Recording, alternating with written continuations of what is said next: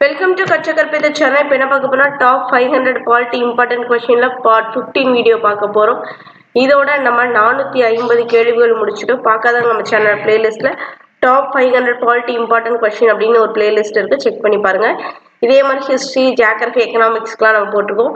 சயின்ஸ்க்கு நிறைய பேர் வீடியோ கேட்டிருக்கீங்க, அது நாளையில இருந்து நாங்க கொடுக்க ட்ரை பண்றோம். இப்போதான் நம்ம சேனலை முதல் முறையா பாக்குறீங்க அப்படின்னா சப்ஸ்கிரைப் பண்ணிக்கோங்க.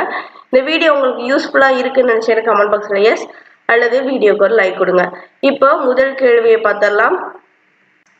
அரசமைப்பின் எத்தனையாவது அட்டவணை 3 பட்டியலை உருவாக்கி அதிகார பகிர்வை மத்திய மாநில அரசாங்கங்களுக்கு வழங்குகின்றன? இதற்கு சரியான ஆப்ஷன் ஏ 7வது அட்டவணை. அப்போ 7வது அட்டவணை என்ன பண்ணிருக்காங்கன்னா 3 பட்டியலை உருவாக்கி அதிகார பகிர்வை மத்திய மாநில அரசாங்கங்களுக்கு வழங்குது. அடுத்து 2வது கேள்வி. எந்த ஆண்டு வடகிழக்கு மாநிலங்களாக சிறப்பு மண்டல குழு உருவாக்கப்பட்டது? என்ன ஆண்டு வடகிழக்கு மாநிலங்களுக்காக சிறப்பு மண்டல குழு உருவாக்கப்பட்டது? இதற்கு சரியான ஆப்ஷனே 1971. அடுத்து 3வது கேள்வி. தற்போது எத்தனை மண்டல குழுக்கள் இயங்குகின்றன? தற்போது எத்தனை மண்டல குழுக்கள்? 6 மண்டல குழுக்கள் இயங்குகின்றது. என்னென்னு பார்க்கலாமா? ஃபர்ஸ்ட் வடக்கு மண்டல குழு, அடுத்து தெற்கு மண்டல குழு, 3வது கிழக்கு மண்டல குழு, 4வது மேற்கு மண்டல குழு, 5வது மத்திய மண்டல குழு, 6வது வடகிழக்கு மண்டல குழு. இப்போ தற்போது எத்தனை மண்டல குழு இருக்கு? 6 இருக்கு. ஆரம்பத்துல 5 மண்டல குழுக்கள் தான் இருந்திருக்கு. அடுத்து 4வது கேள்வி. யாரெல்லாம் மண்டல குழுக்களின் பொது தலைவராக உள்ளார்? யாரு மண்டல குழுக்களோட பொது தலைவரா இருக்கா அப்படின்னு கேட்டிருக்காங்க. இதற்கு சரியான ஆப்ஷன் சி, மத்திய உள்துறை அமைச்சர். அப்போ மத்திய உள்துறை அமைச்சர் மண்டல குழுக்களோட பொது தலைவரா இருக்காரு. அடுத்து 5வது கேள்வி. மத்திய அரசாங்கம் எந்த ஆண்டு நிதி ஆயோக் என்ற அமைப்பை தோற்றுவித்தது? ரொம்ப இம்பார்ட்டன்டான கேள்வி. இதற்கு சரியான ஆப்ஷன் சி, 2015 ஜனவரி 1. அப்ப 2015 ஜனவரி 1 நிதி ஆயோக் யார் அமைப்பு ஏற்படுத்தியிருக்கா? மத்திய அரசாங்கம். அடுத்து 6வது கேள்வி. எந்த அரசமைப்பு உறுப்பு மாநிலங்களுக்கு இடையான நதிநீர் பிரச்சனையை தீர்ப்பதற்கு வழிவகை செய்கிறது? எந்த ஆர்டிக்கல் மாநிலங்களுக்கு இடையான நதிநீர் பிரச்சனை தீர்க்கிறதுக்கு வழி செய்யுதுன்னு கேட்டிருக்காங்க. இதற்கு சரியான ஆப்ஷன் ஏ 262. ஆர்டிக்கல் 262 தான் மாநிலங்களுக்கு இடையான நதிநீர் பிரச்சனை தீர்க்கிறதுக்கு வழி செய்யுது. 7வது கேள்வி. மாநிலங்களுக்கு இடையான நதிநீர் சிக்கல் சட்டம் எந்த ஆண்டு நாடாளுமன்றத்தால் உருவாக்கப்பட்டது? இதற்கு சரியான ஆப்ஷன் ஏ 1956. மாநிலங்களுக்கு இடையான நதிநீர் சிக்கல் சட்டம் எந்த ஆண்டு நாடாளுமன்றத்தால் உருவாக்கப்பட்டது? 1956. அடுத்து 8வது கேள்வி. எந்த குழு மாநில ஆளுநர்கள் கூட்டாட்சி முறைக்கு எதிராக இருப்பதாக விமர்சித்தது? இதற்கு சரியான ஆப்ஷன் ஏ ராஜ மன்னர் குழு. ராஜ மன்னர் குழு மாநில ஆளுநர்கள் கூட்டாட்சி முறைக்கு எதிராக இருக்கிறதா விமர்சனம் செஞ்சிருக்கு. அடுத்து 9வது கேள்வி. எந்த உறுப்பின் வழியாக அனைத்து இந்தியா பணிகள் உருவாக்கப்படுகின்றது? எந்த ஆட்சிகள் படி அனைத்து இந்தியா பணிகள் உருவாக்கப்படுகிறதுன்னு கேட்டிருக்காங்க. இதற்கு சரியான ஆப்ஷன் பி 312. அடுத்து 10வது கேள்வி. தமிழ்நாடு அரசாங்கம் நமது அரசமைப்பின் மத்திய மாநில உறவுகளை ஆய்வு செய்து பரிந்துரைகள் வழங்குவதற்கு எந்த குழுவை அமைத்தது? இதற்கு சரியான ஆப்ஷன் ஏ ராஜ மன்னர் குழு. அதாவது தமிழ்நாடு கவர்மெண்ட் அரசமைப்பு நம்மளோட மத்திய மாநில உறவுகளை ஆய்வு செய்து பரிந்துரை வழங்குறதுக்கு எந்த குழுவை அமைச்சிருக்கு அப்படின்னு பாத்தீங்கன்னா ராஜ மன்னர் குழு. அடுத்து 11வது கேள்வி. எந்த ஆண்டு மத்திய அரசாங்கம் நீதியரசர் RS சர்க்காரியாவின் தலைமையில் ஒரு குழுவை உருவாக்கியது? இதற்கு சரியான ஆப்ஷன் ஏ 1983.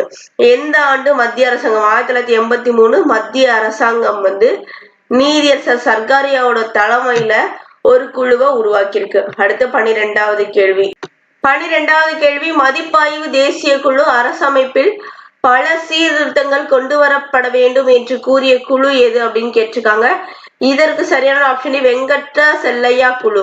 மதிப்பாய்வு தேசிய குழு அரசமைப்பில் பல சீர்திருத்தங்கள் கொண்டு வரப்பட வேண்டும் அப்படி சொன்னவை யாரு? வெங்கட செல்லையா குழு.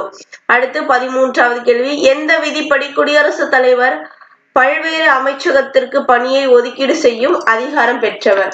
எந்த ஆர்டிகல் படி குடியரசுத் தலைவர் பல்வேறு அமைச்சகத்திற்கு பணியை ஒதுக்கீடு செய்த அதிகாரம் பெற்றிருக்காரு? ஆர்டிகல் 77. அடுத்து 14வது கேள்வி, தேர்வாணையம் செலவினங்கள் பற்றி கூறும் ஆர்டிகல் எதுன்னு கேட்டிருக்காங்க. எலெக்ஷன் கமிஷன் தேர்வாணையம் செலவினங்கள் பற்றி கூறும் ஆர்டிகல் ஆப்ஷன் சி 322. அடுத்து 15வது கேள்வி, தேர்வாணையம் உறுப்பினர் நீக்கம் மற்றும் இடைநீக்கம் பற்றி கூறும் சட்டப்பிரிவு எது? நீக்கம் மற்றும் இடைநீக்கம் பற்றி கூறும் சட்டப்பிரிவு எது? Option B 317. தேர்வாணையம் உறுப்பினர் நீக்கம் மற்றும் பதவி நீக்கம் பத்தி சொல்றது 317. அதே அதோட செலவினங்களை பத்தி சொல்றது 322. அடுத்து 16வது கேள்வி, ஒன்றிய அரசு பணியாளர் தேர்வாணையம் இந்திய அரசமைப்பு எந்த உறுப்பின்படி உருவாக்கப்பட்ட அரசமைப்பு நிறுவனம் ஆகும்? இதற்கு சரியான ஆப்ஷன் பி 317. ஒன்றிய அரசு பணியாளர் தேர்வாணையம் இந்திய அரசமைப்பு எந்த உறுப்பின்படி உருவாக்கப்பட்ட அரசமைப்பு நிறுவனமாகும்? 317. அடுத்து 17வது கேள்வி, தேர்வாணையம் எத்தனை உறுப்பினர்களை கொண்ட அமைப்பாகும்? இது சரியான விடை. ஒரு தலைவர் பிளஸ் 10 உறுப்பினர்கள், மொத்தம் 11 பேர். தேர்வாணையம் எத்தனை உறுப்பினர்கள் கொண்ட அமைப்பு? ஒரு தலைவர் 10 உறுப்பினர்கள். அடுத்து 18வது கேள்வி, மாநில அரசு பணியாளர் தேர்வாணையம் தலைவர் மற்றும் உறுப்பினர்களோட பதவி காலம் எவ்வளவுன்னு கேட்டிருக்காங்க. இதற்கு சரியான விடை ஆப்ஷன் ஏ 6 ஆண்டுகள் அல்லது 62 வயது.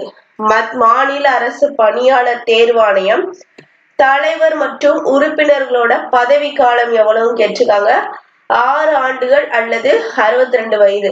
இதுல எது முந்துதோ அதுபடி ரிட்டையர் ஆயிருவாங்க. ஒண்ணு 6 வருஷம் இருந்துட்டாங்க அப்படின்னா ரிட்டையர் ஆயிருவாங்க, இல்ல அவங்க 4 வருஷம் தான் பதவி இருந்திருக்காங்க 62 வயசு ஆயிடுச்சு அப்படின்னா ரிட்டையர் ஆயிருவாங்க. அதுதான் 6 ஆண்டு அல்லது 62 வயது, எது முந்துதோ அதுபடி ரிலீஸ் ஆயிருவாங்க.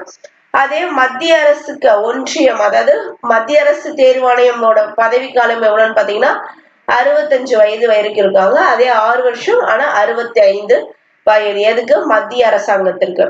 அடுத்து 19வது கேள்வி, எந்த அரசமைப்பு உறுப்பு நாடாளுமன்ற இரு அவைகள், மாநில சட்டமன்றங்கள், குடியரசுத் தலைவர், துணை குடியரசுத் தலைவர் தேர்தலை கண்காணித்தல், வழிகாட்டுதல், கட்டுப்படுத்தல் ஆகிய அதிகாரங்களை தேர்தல் ஆணையத்துக்கு முழுமையாக வழங்குகின்றது? இதற்கு சரியான ஆப்ஷன் சி 324. எந்த ஆர்டிகல் நாடாளுமன்ற இரு அவைகளை பத்தி, மாநில சட்டமன்றத்தை பத்தி, குடியரசுத் தலைவர், துணை குடியரசுத் தலைவர் தேர்தல்களை கண்காணிக்க, வழிகாட்டுதல், கட்டுப்படுத்தல் ஆகிய அதிகாரங்களை பத்தி சொல்லுது? 324. அடுத்து 20வது கேள்வி, எந்த இந்திய அரசமைப்பு உறுப்பினர் ஒரு சுயாட்சி அதிகாரம் கொண்ட இந்திய தலைமை கணக்கு தணிக்கையாளர் அலுவலகம் அமைக்க வழிவகை செய்கிறது? இதற்கு சரியான ஆப்ஷன் ஏ 148. எந்த இந்திய அரசு, எந்த ஆர்டிகல் ஒரு சுயாட்சி அதிகாரம் கொண்ட இந்திய தலைமை கணக்கையாளர் அலுவலகம் அமைக்க வழிவகை செய்கிறது? ஆர்டிகல் 148. அடுத்து 21வது கேள்வி, டேஷாம் ஆண்டு அரசமைப்பு திருத்தப்படி 2 அல்லது அதற்கு மேற்பட்ட மாநிலங்களுக்கு ஆளுநராக ஒருவர் இருக்க முடியும் அப்படின்னு எந்த வருஷம் சட்டப்படி சொல்றாங்க அப்படின்னு கேட்டிருக்காங்க. இதற்கு சரியான ஆப்ஷன் சி 1956. அப்ப 1956 திருத்தப்படி 2 அல்லது அதற்கு மேற்பட்ட மாநிலங்களுக்கு ஆளுநரா ஒருவர் இருக்க முடியும். அடுத்து 22வது கேள்வி, டேஷ் என்பது அமைச்சரவைக்குள்ளேயே ஒரு சிறு குழுவாக செயல்படும் அமைச்சர்களின் குழு அப்படின்னு சொல்லியிருக்காங்க. இதற்கு சரியான ஆப்ஷன் ஏ குடும்ப அமைச்சரவை. குடும்ப அமைச்சரவை என்பது அமைச்சரவைக்குள்ளேயே ஒரு சிறு குழுவா செயல்படுற அமைச்சர்களோட குழு. அடுத்து 23வது கேள்வி, டேஷாம் ஆண்டு பிரகடனம் ஆங்கில சட்டத்தை பம்பாயில் அறிமுகப்படுத்தியது? இதற்கு சரியான ஆப்ஷன் சி 1672 பிரகடனம் ஆங்கில சட்டத்தை பம்பாயில அறிமுகப்படுத்தியிருக்கு. அடுத்து 24வது கேள்வி, சித்தி யாகூப் என்னும் டேஷ் கடற்படை தளபதியின் படையெடுப்பு பம்பாயின் நீதிமன்றம் கலைக்கப்பட காரணமாயிருந்தது? யாரோட படையெடுப்பு, எந்த அரசன்னு கேட்டிருக்காங்க. இவர் யாரு? ஆப்ஷன் டி முகலாயர்கள். சித்தி யாகூப் அப்படின்ற முகலாய கடற்படை தளபதியின் படையெடுப்பு பாம்பேல நீதிமன்றம் கலைக்கப்பட காரணமா இருந்திருக்கு. அடுத்து 25வது கேள்வி. காரன்வாலிஸ் சட்ட தொகுப்பு என்று அழைக்கப்படும் சட்ட விதிகள் தொகுப்பை காரன்வாலிஸ் தயாரித்த ஆண்டு எப்பன்னு கேட்டிருக்காங்க. இதற்கு சரியான ஆப்ஷன் ஏ 1793. அப்போ காரன்வாலிஸ் சட்ட தொகுப்பு என்று அழைக்கப்படும் சட்ட விதிகள் தொகுப்பை காரன்வாலிஸ் தயாரித்த ஆண்டு 1793. அடுத்து 26வது கேள்வி. முதலாவது கவர்னர் ஜெனரல் பதவி வகித்தவர் யார்? இதற்கு சரியான விடை ஆப்ஷன் சி வாரன் ஹாஸ்டிங்ஸ். முதலாவது கவர்னர் ஜெனரல் பதவி வகித்தவர் வாரன் ஹாஸ்டிங்ஸ். அடுத்து 27வது கேள்வி. இந்த சட்டங்களை தொகுப்பதற்கு காரணமாக இருந்தவர் யாருன்னு கேட்டிருக்காங்க. இதற்கும் வாரன் ஹாஸ்டிங்ஸ் தான். இந்த சட்டங்களை தொகுப்பதற்கு காரணமாக இருந்தவர் வாரன் ஹாஸ்டிங்ஸ் தான்.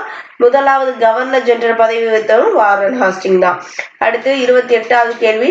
உலகின் முதல் கூட்டாட்சி அமைப்பு எந்த நாட்டை சார்ந்தது? இதற்கு சரியான ஆப்ஷன் ஏ அமெரிக்க ஐக்கிய நாடு. உலகின் முதல் கூட்டாட்சி அமைப்பு எந்த நாட்டை சேர்ந்தது? அமெரிக்க ஐக்கிய நாடு. அடுத்து 29வது கேள்வி. இந்தியாவில் கூட்டாட்சி முறை முதலாக கோரியது எது? இந்தியாவோட கூட்டாட்சி முறை முதலாக கோரியது யார் அப்படின்னு பாத்தீங்கன்னா ஆப்ஷன் பி நேரு அறிக்கை. இந்தியாவோட கூட்டாட்சி முறை முதல்ல வேணும் கேட்டது நேருவோட அறிக்கை. 30வது கேள்வி. இந்த வீடியோட கடைசி கேள்வி. மாநிலங்களவை தலைவர் யார்? இதற்கு சரியான விடை ஆப்ஷன் பி துணை குடியரசுத் தலைவர். அப்ப மக்களவை தலைவர் யாருன்னு தெரிஞ்சுன்னா கமெண்ட் பாக்ஸ்ல கமெண்ட் பண்ணுங்க. தெரியாதவங்க தெரியலன்னு மெசேஜ் பண்ணுங்க.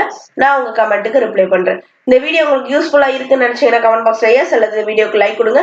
இந்த வீடியோ இப்பதான் நம்ம சேனல் முதல் முறையா பாக்குறீங்கன்னா சப்ஸ்கிரைப் பண்ணிக்கோங்க. இந்த வீடியோ பிடிச்சிருந்தா லைக் பண்ணுங்க, ஷேர் பண்ணுங்க, சப்ஸ்கிரைப் பண்ணிக்கோங்க. நன்றி.